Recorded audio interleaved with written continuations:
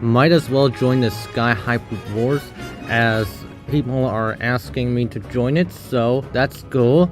And more people, including Zane himself, are also trying to ask me to join the Skybrid War, so I'm going to participate in the Skybrid War, just not like it, but just not what you'd expect.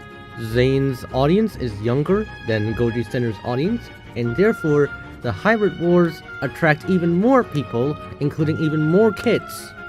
And the Forge is no exception, as it is also taking a part in creating Sky Hybrids, even though they're probably not kids. So, in collaboration with Monster Forgers and a whole bunch of other clients, here are the hybrids that we're going to be showing today. The objective is to create a Rathalos clone. This is the genome of the Rathalos clone called Athal.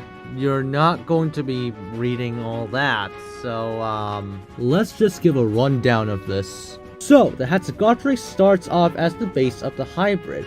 It has a massive skeletal base, combined with a crushing bite, as well as a much more powerful neck than the Quetzalcoatlus. It also has that massive wingspan, which is around 10 meters or so. So that's a good base to start from. But remember, we're creating a Rathalos clone here, so that's definitely not enough. So the first thing is going to be the Carnotaurus. It provides a reinforced skull for impact and predation. The next one is the Sinoceratops, giving it a keratin beak and frill for slicing prey, and as well as that, it's a crown silhouette. You know, we gotta not ignore Rathalos' head structure. The Styracosaurus is also added. It's got that horn arrangement on the frill angled backward or outward, just like Rathalos' crown. The Vampire Bat is added for its membranous wings with Draculan anticoagulants, which are used for claw-injected bleeding attacks. Yi Chi is going to be our next contributor, giving Athal a styliform rod wing design, allowing some exposed finger claws at the wingtips. The next component is going to be the Giant Panda, because the Giant Panda will provide a modified sesame, basically false thumbs for wrist spike anchors. The chocolate chip starfish will add some blunt armor-like spikes along the wing leading edge. Man, the Forger's coming up with just absolutely crazy, bold moves. But alas, Zane is more lax than Goji Center when it comes to judging. So, who knows? The Ying Shanosaurus is next with short, durable dorsal spikes along its back. Then again, everything is just staying true to Rathalos. So, the Velvet Worm is going to be next, providing a hollow claw structure through venom or compound injection. This allows Athal to stay true to Rathalos being able to poison stuff with its talons. Rathalos also has the ability to breathe fire, so the closest thing we can get is the Bombardier Beetle, even though that will probably get Athal hanked. It at least provides some biochemistry for safe, scalding acid, fire-breathing analogs. The Alamosaurus is going to be next. It provides pneumatic bones as air sacs for mass reduction and flight endurance. And the largest land animal to have ever existed also makes an appearance. The Argentinosaurus provides a honeycomb hexagonal bone matrix for some skeletal strength. The Wandering Albatross makes its presence as well for its extreme wing-to-body ratio. This is exactly why, even with the HarrisTsangYT space, we can actually extend the wingspan from around 10 meters to 15 meters. This also allows Athal to soar for sustained periods of time with minimal energy. The Harpy Eagle provides a good amount of wing beat rate. That is, without getting avised.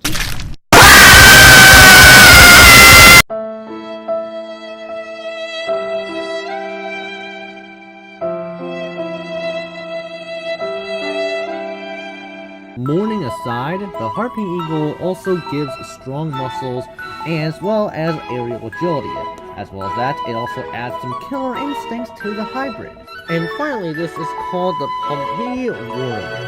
It provides thermal resistance, protecting its mouth, skin, and organs from scalding acid and heat, allowing Athal to get away with using Bombardier Beetle. The art will come at the end, don't worry about it.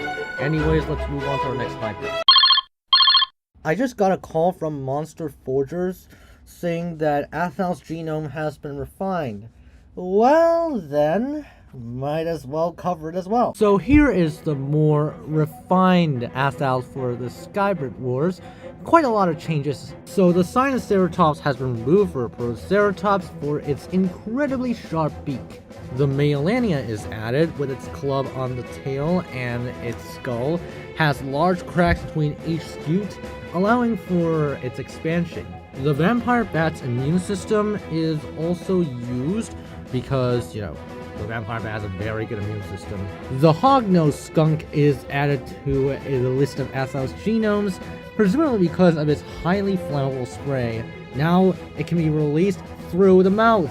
The Wandering Albatross has been replaced with the Pelagornis, which fits in the same role, but the Pelagornis has a much longer wingspan, so it's more fit. The Pompeii Worm is able to thicken its saliva with mucus, and so Athal can thicken its saliva with mucus because the Pompeii Worm is added. The Leidenfrost effect also keeps the saliva from vaporizing. Now, for anyone who doesn't know what Leidenfrost effect is, basically, the Leidenfrost effect is where a drop of liquid is held up by a layer of vapor from a hot surface.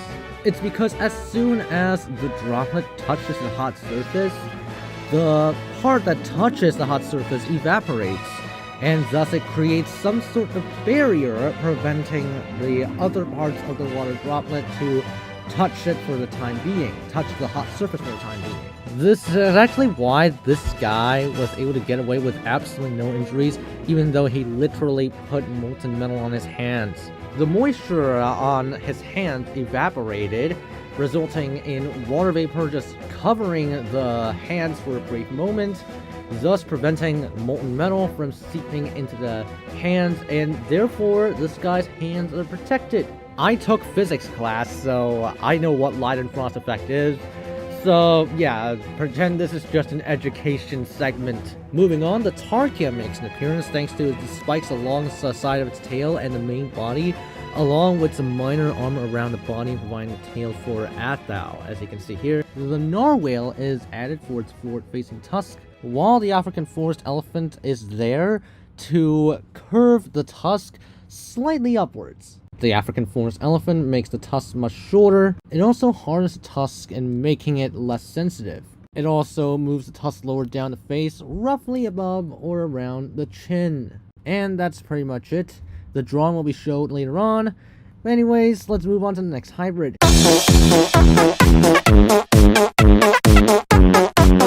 Meet Nero.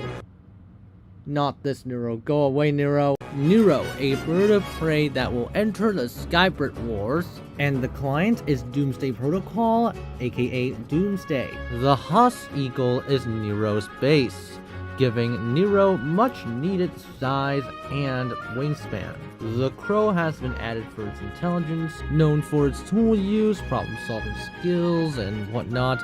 Even then, that is a very intelligent bird. The inland taipan has been added for its incredibly venomous saliva, giving Nero an even more potent bite. The Utahraptor grants even more intelligence and that sickle claw, though they will probably be used in a pinning manner instead of a disemboweling manner like the mainstream suggests. Basically pinning them to the ground instead of just cutting their intestines open. The North American porcupine is there for its barbed quills. Nero has been protected, and the stonefish just makes these quills poisonous. The Valkyriopteryx hygeia proves that the pileated woodpecker was successful and practical, so the pileated woodpecker with its skull and beak reinforcements has been added. Okay, so a sponge is going to be making an appearance. Yes, that's an animal. This thing is called the Monoraphis chunai. The skeletal structure of this sponge can be applied which means that silica is going to be added to Nero's light but tough armor. The Harpy Eagle makes its presence again to shorten Nero's wings in exchange for more agility. The Andean Condor makes its appearance in the genome for its strong immune system and digestion. It's got potent stomach acid, and it's able to fight off pathogens quite easily. The Coyote is there for further hunting as well as scavenging instincts.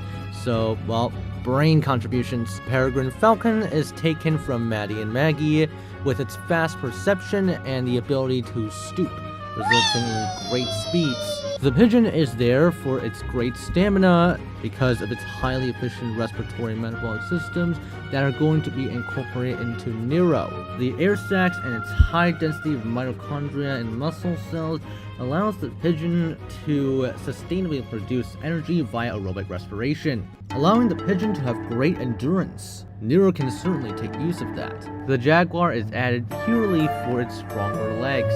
They are incredibly muscular and could potentially help on the endurance of the Pigeon contributor. And the Short-tailed Shrew is there for iron deposits on the tip of the top and bottom beaks, as well as the Tomile tooth. Also its immune system, because the Indom 2.0 got a bunch of benefits with Short-tailed Shrew that can be applied here. And here's the measurements of Nero: height of 4.63 feet, length of 6.5 feet, weight of 36 pounds, width of 2.5 feet, wingspan of 11.3 feet. That thing's got a great amount of speed too. Anyways, moving on to the final hybrid.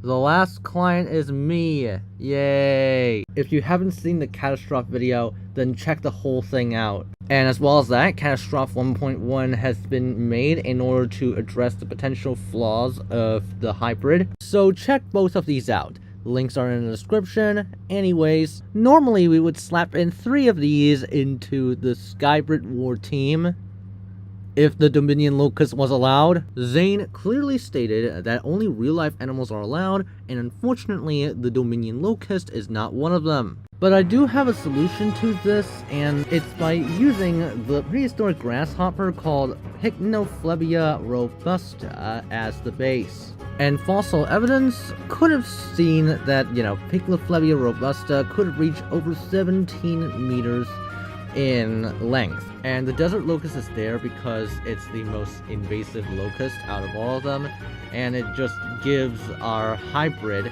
more metabolism, lifestyle, etc., so that Catastroph may stay as an incredibly invasive hybrid.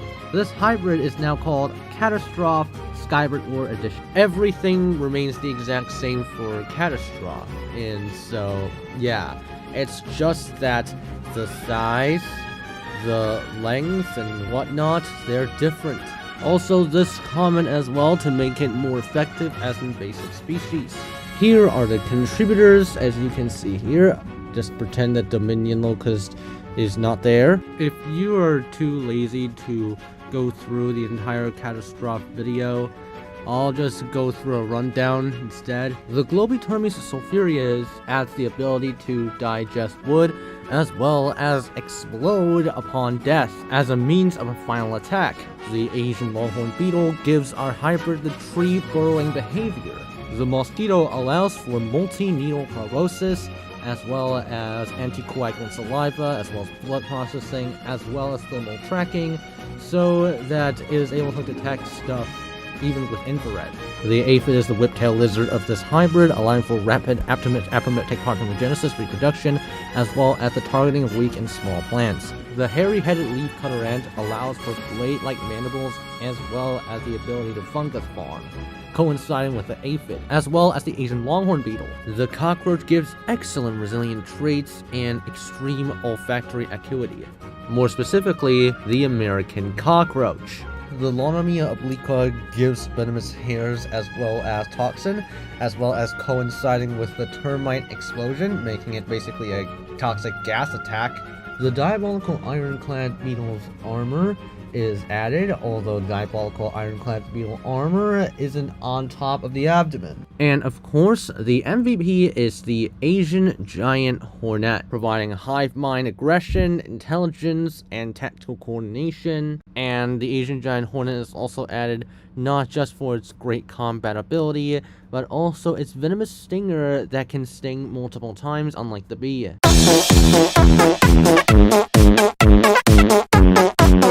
Here are the descriptions of these 3 hybrids, as you can see here.